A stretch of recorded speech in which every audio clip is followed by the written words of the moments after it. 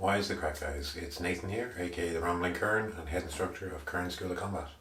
So today, as you've seen from the thumbnail and from the title, I'm talking about the Ionar, or the owner, depends who you're talking to. And this is the traditional Irish jacket. It's not the tweed jacket, it's not Donegal tweed, it's not any of that. This is it.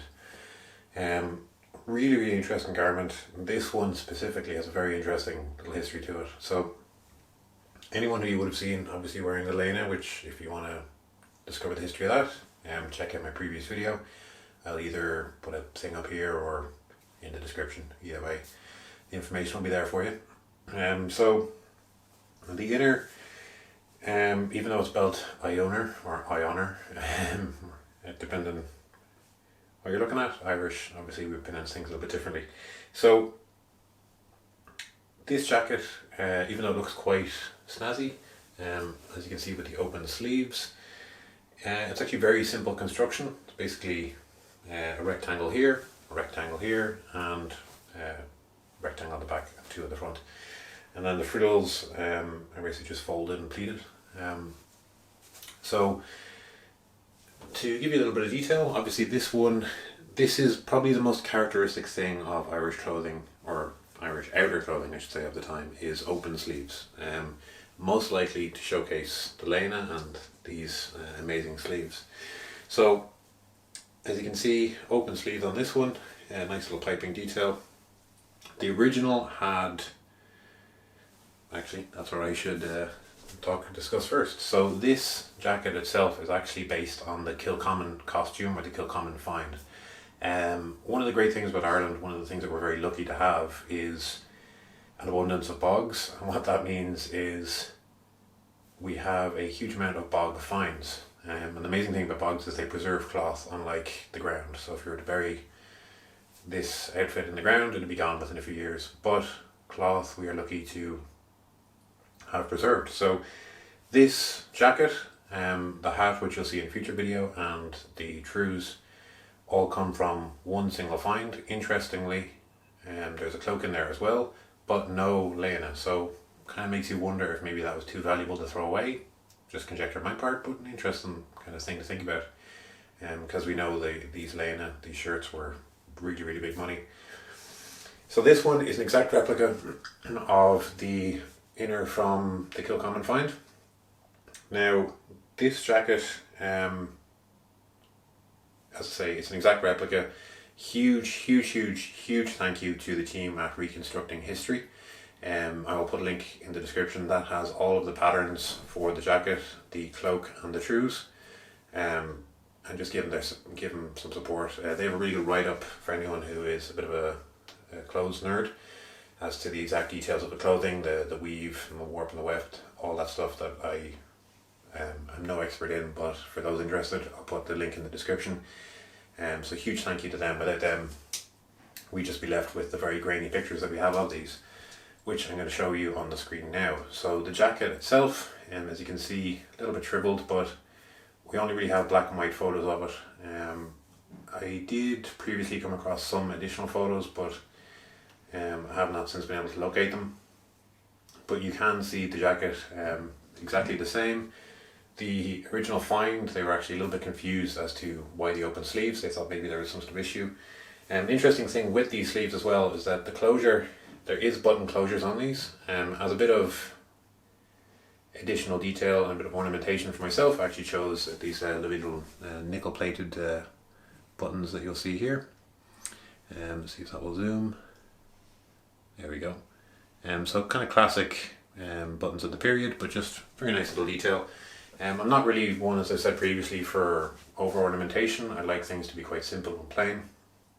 The original one had cloth buttons, but I just was offered these by the team at Spes. And if you're looking to buy one of these, I will link them in the description as well. And a huge thank you to them. And if you do decide to buy one, let them know that I sent you. And I'm in no way sponsored, but they've done a great job in making this. So I'll just button up the front and kind of give you a bit of an idea of what this looks like being worn. So obviously quite short. Now I'm 6 foot 5, 6 on a good day. But as you can see, this basically just comes up to just below my ribs, and then the frill kind of goes down to just about my waist. Now I know people will want to see this full thing and how it sits on me, so as you can see on the back here, and we also have the frills that I discussed, the pleats. So I know people want to see the full thing. That is coming very soon. I'm not going to show all of this or the full costume because I'm going to be taking this out into the field, like I said, so we're going to see the full thing in action and actually see how it moves and see what it looks like in its totality rather than just kind of one-off promo shots. Because for me it's much more interesting as to how these work actually in the Irish environment. There's a lot of questions for me with these clothes, and I think the only real way to test them is to actually bring them out and see what they're like to wear and actually have in the field. So really fascinating bit of kit this. There is references to leather ones of these. Perhaps these were kind of the ones used for war, so perhaps they were padded or thickened leather. If anyone has the exact reference, please send it on to me. I would love to find it, because I'd love to one day get a full leather replica if that was a thing. It'd be very interesting to see and obviously to wear. And also interestingly, these had a lot of ornamentation. So you'll see in the artwork, I'll show some on screen, but there is quite a bit of ornamentation on these, often kind of scroll work, flowers and kind of knot work, very, well, for want of a better term, almost like elven sort of designs. Really nice, interesting design, and not really something that we see too much in a lot of artwork at the time, so possibly kind of a uniquely Irish style, which I just think looks fascinating. Surprisingly warm, even though it is only covering the torso, but quite thick wool the original was made with, and I've got this one lined with linen just because it's going to be hiked in and probably sweated in, so the team at Spes have done a really good job of reinforcing it a little bit. They did have to ornament it, but it's not really my cup of tea, so not something that I did. The sleeves themselves, they do button up, like I said. However, they are quite a close fitting cuff. So generally the idea with these is that these would be worn, as far as I can tell. Like I said, it's going to be something that we'll find out. There's 2 buttons on the sleeve, as with the original. So you can see there's one here and another one just below. As I button these up as quick as I can. So you see this actually does help keep your sleeves out of the way and actually keeps your forearm without anything kind of impeding it. I think this is perhaps one of the kind of tricks, I say tricks, maybe one of the things that was done in combat. But interestingly, the picture from the quick, you'll see how these guys are wearing their sleeves, and generally they're open. So to me this makes sense because it actually keeps your sleeve from rolling down to your wrist. And I can roll this right up if I need to, but even if it rolls down, it's not going to actually go down and over my wrist, and there's no chance of this kind of coming too far forward. So an interesting thing, and definitely something I will test out in the future. Hopefully get some sparring footage in this, but obviously I got a few things I want to do first. So yeah, like I said, this is the Ionar. It is really and truly the iconic piece of Irish clothing.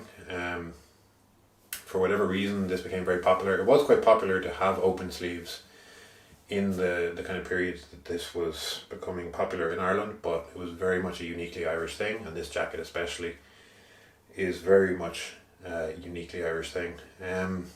There is, of course, a few depictions of this, such as the one in John Derrick's Image of Ireland.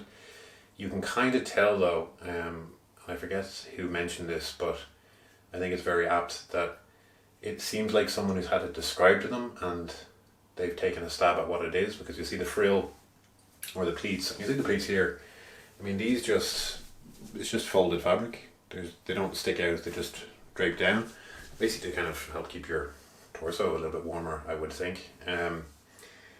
But these are basically like sticking out almost like a tutu, which is not how the originals at all sat. So to me it kind of seems like someone who was being told what they were.